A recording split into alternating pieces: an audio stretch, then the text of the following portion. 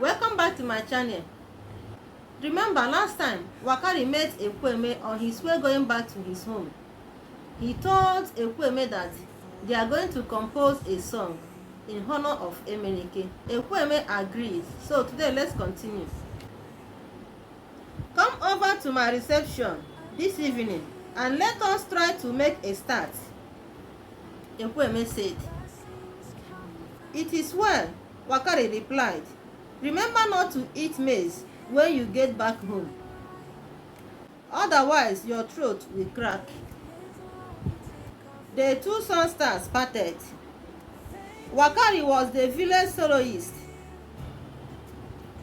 Villagers said he had a voice as clear as the sound of igele, a hollow mental god. Ekweme's voice was in the lower range, but no less melodious. He sang obobo or alto very well and provided a wonderful accompaniment to Wakiri's clear soprano.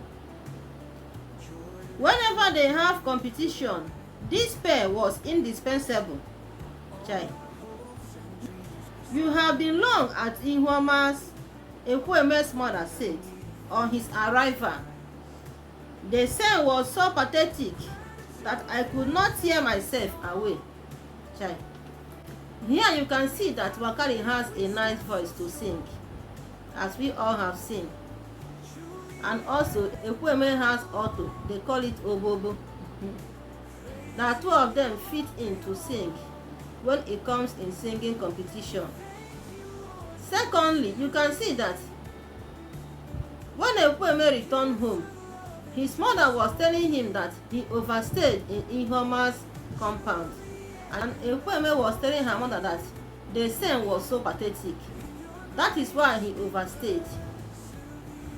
Ị ga-ahụ na a kọwara anyị ebe a na Wakiri nwere onu ọma eji abụ abụ nke na-ada ka ogene. A kọkwara anyị na Ekweme nwekwara onu nke ya, mana ọ bụ n'ụdị nke dị iche. Gaa n'ihu mee ka anyị mata na ọ bụrụ na Wakiri na Ekweme abịakọ ọnụ wee gụọ egwu n'onu ha, na ọ ga-atọkwa n'ụtọ nke ukwuu. Dịka emechara n'ikpeazụ, Ekweme na ruru be ya, nne ya na-asị ya na ịnọtere aka na be Ihuoma. O wee si ya, nne ewe n'iwe, biko ọ gwanụ ka ebe ahụ si dị mere ya nwa ji nọtere aka na onweghị onye ọbụla ga-aga nke Ihuoma dịka ọnọdụ si dịrị ya. O wee nwee obi ịhapụ ya naghachi. N'ọkwanụ ya mere ya ji nọtere aka ebe ahụ na ọmịiko Ihuoma dịrị ya. Ị na-anya, ọtụtụ ndị enyi Emenike na-abịakwa n'ụlọ Emenike na-agosi Ihuoma na ha na di ya dị na mma oge ọ dị ndụ. Ngwanụ chebiri anyị dịka a na-akpapa aka na-aga n'ihu. Ka emesienụ.